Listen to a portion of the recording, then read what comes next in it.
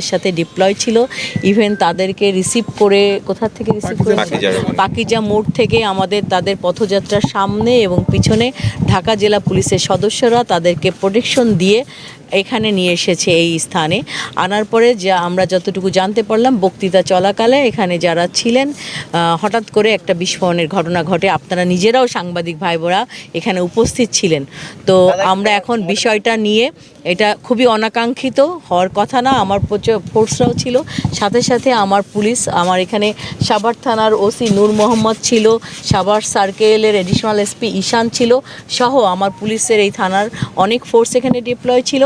তারা সাথে সাথে স্টেজে যারা নেতারা ছিলেন, নাহিদ আমরা জানতে পেরেছি, সার্জিস বা আদার্স যারা এনসিপির শীর্ষস্থানীয় নেতৃবৃন্দ ছিলেন, তাদেরকে সাথে সাথে প্রোটেক্ট করা হয়েছে এবং ওনারা এই অনুষ্ঠানটাকে বক্তব্যের মাধ্যমে সমাপ্ত করেই তাদেরকে আমরা পুলিশ প্রোটেকশনে আবার এখান থেকে তাদেরকে গাড়িতে তুলে দিয়েছি। ওনারা বর্তমানে আমি জানতে পেরেছি সাভার থানাতে আছেন এবং এজাহার দেওয়ার জন্য তারা কাজ করছেন।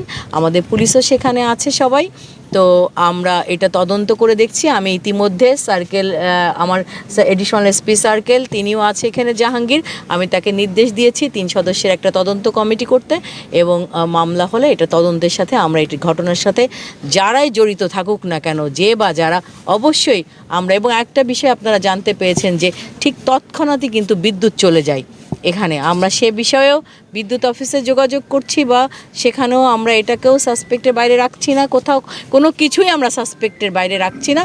আমরা তদন্ত করে অবশ্যই দোষীদেরকে খুবই দ্রুত আইনের আওতায় আনবো ইনশাল্লাহ। একটু যেটা দেখতে পাচ্ছি যে আসলে বিদ্যুৎ চলে যাওয়ার পরপরই বক্তব্যের ভিতরেও কিন্তু তারা উল্লেখযোগ্যভাবে এটাকে খুব আপত্তিকর হিসাবে তুলে ধরছিল। এই বিদ্যুৎ অফিসের বিষয়টা নিয়েই আপনাদের এই তদন্তের মোড়টা আমার মনে হয় যে কোন দিকে নিতে পারেন বলে আপনার মনে করেন? আসলে তদন্তের অনেক সেক্টর থাকে, আপনারা জানেন। আমরা পুলিশ আমাদের কাজই কোনো কিছুই আমরা সাসপেক্টের বাইরে রাখি না। তবে এই বিষয়টা অবশ্যই একটা স্পেশাল বিষয় যে কেন ওই মুহূর্তে বিদ্যুৎ চলে গেল, এবং বিদ্যুৎ যাওয়ার পরবর্তীতে আমরা যতটুকু জানতে পেরেছি বিস্ফোরণটা ঘটেছে। সো এটাকে আমরা একটু, এই মোটিভটাকে আমরা খুবই গুরুত্বপূর্ণভাবে দেখছি। তদন্ত কমিটির প্রধান কি হচ্ছে? অভিযোগ আছে যে আসলে পর্যাপ্ত নিরাপত্তা ছিল না। আপনারা যে কথাটা বলছেন, আপনারা সাংবাদিক ভাইয়েরা, একটু আগে আপনাদের সবার সাথে কথা হচ্ছিল, আমিও একটু আগে আপনাদের বললাম যে আমরা পর্যাপ্ত পুলিশ প্রোটেকশন দিয়েই পাকিজা মোড় থেকে, যেখানে আমাদের প্রোটেকশন দেওয়ার আসলে কথাও না, সেখানেও আমরা কিন্তু বিষয়টিকে খুবই গুরুত্বপূর্ণ বিবেচনা করে আমরা সবসময় যারা আমাদের সমাজের গুরুত্বপূর্ণ ব্যক্তি তাদেরকে আমরা সবসময় একটা স্পেশাল কেয়ার দেই এবং প্রোটেকশন দিই। সেজন্য আমরা তাদেরকে পাকিজা মোড় থেকে আমার পুলিশ ফোর্স সামনে এবং পিছনে থেকে তাদেরকে এখানে নিয়ে এসেছে এই প্রোগ্রাম স্থলে, এবং এখানেও আগে থেকেই আমাদের পর্যাপ্ত ফোর্স ডিপ্লয় ছিল, এবং ঘটনা ঘটার সাথে সাথেই আমার পুলিশ কিন্তু তৎক্ষণাৎ তারা কাজ করা শুরু করেছে এবং ওনাদের সকলের প্রোটেকশন দেওয়ার ব্যবস্থা করেছে। একটি ভিন্ন প্রশ্ন, সেটা হচ্ছে সাভার মডেল থানায় ওসি নেই, এরকম একটা বিষয় নিয়ে সাভার জনমনে বিভ্রান্তিকর তথ্য ছড়ানো হচ্ছে বা বিভিন্ন জায়গায় বলা হচ্ছে। আমরা দেখেছি যে একজন ওসিকে পুলিশ লাইনে সংযুক্ত করার পর আমরা নতুন কাউকে দায়িত্ব দেওয়া হচ্ছে, এরকম মেসেজ আমাদের কাছেও নেই। সেক্ষেত্রে আপনি ঢাকা জেলার পুলিশ সুপার এখন আমাদের মাঝে এই মুহূর্তে উপস্থিত আছেন, যেহেতু একটি নিরাপত্তাজনিত এখানে ঘটনা ঘটেছে, সাভার মডেল থানায় এই মুহূর্তে কেউ দায়িত্বে আছেন কিনা ওসি পদে? Thank you. এই যে আমি এখন আছি, এখন আমি ওসি কিন্তু সাভার থানার না, আমি বলি আপনাদের কথার উত্তর দেওয়ার জন্য বলি, আমি কিন্তু এই মুহূর্তে সাভার থানার ওসি, ঠিক আছে? অ্যাজ পার আইন হিসাবে আমাদের, আপনারা জানেন পিআরবি যে 551 ধারা অনুযায়ী একজন এসপি যখন আসে তখন আমি এই মুহূর্তে ওসির দায়িত্ব পালন করছি। ওসি দ্যাট মিনস হচ্ছে অফিসার ইনচার্জ। থানায় যিনি সর্বোচ্চ ব্যক্তি থাকবেন তিনিই থাকবেন হচ্ছে অফিসার ইনচার্জ। আমাদের নূর মোহাম্মদ বর্তমানে সাভার থানার ওসি হিসাবেই দায়িত্ব পালন করছেন।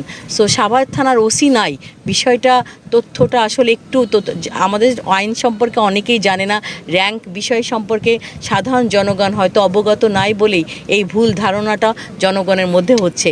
তো আমি বিং এ এসপি ওসি হিসাবে যখনই দেখেছি একটা গুরুত্বপূর্ণ ঘটনা এবং অনাকাঙ্ক্ষিত ঘটনা ঘটেছে, আপনি দেখেন আমি ঢাকা থেকে, আমার কিন্তু আধা ঘন্টা সময়ও লাগেনি, আমি কিন্তু এখানে চলে এসেছি। সো এই মুহূর্তে আমি ওসি, আর আমি যখন থাকবো না, আপনারা জানেন আমার থানায় যদি একজন ইন্সপেক্টর না থাকে, সেই মুহূর্তে যদি একজন কনস্টেবলও থাকে থাকে সেই কনস্টেবলে সেই মুহূর্তে থানার ওসি হিসাবে দায়িত্ব পালন করে। সো এটা আসলে জনগণ আমাদের এই র্যাঙ্কিং ব্যাচ সম্পর্কে জানে না বিধায় এই বিভ্রান্তি।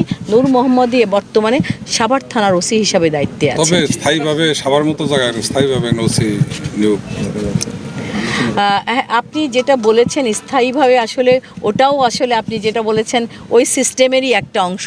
স্থায়ী আর অস্থায়ী বলে কোনো কথা না, আমরা সমান দক্ষতা, যোগ্যতা এবং আমাদের প্রফেশনালিজমের সাথে আমরা এভাবে ডিপ্লয় হই যখন যে যেখানে দায়িত্বে থাকে। এই মুহূর্তে নূর মোহাম্মদই স্থায়ীভাবে ওসি।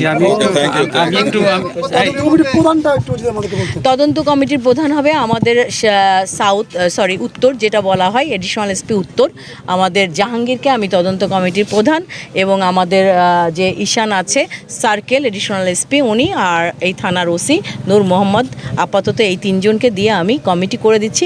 ওনারা যদি প্রয়োজন মনে করে তদন্তের স্বার্থে আরও তাদের সদস্য সংখ্যা কোপ আপ করতে পারে। ম্যাডাম, আমি একটু একটা প্রশ্ন আসি, সেটা হচ্ছে এখানে যে সমাবেশ হচ্ছে আমরা শুনতে পাচ্ছিলাম যে এটা পাকিজার উপরে হওয়ার কথা ছিল, পরে আবার এখানে নিয়ে আসা হলো। এটা কি অনুমতি ছিল ওনাদের সমাবেশ করার? এখানে এই জায়গাটাই, এই স্থানেই টাইম কয়টায়? টাইম ছিল 6টায়। আচ্ছা, আপনারা যেটা জানেন যে আমাদের কাছে তারা একটা লিখিতভাবেই জানায় যে তারা প্রোগ্রামটা পথযাত্রা শেষে এখানে এসে ওনারা বক্তব্য রাখবে।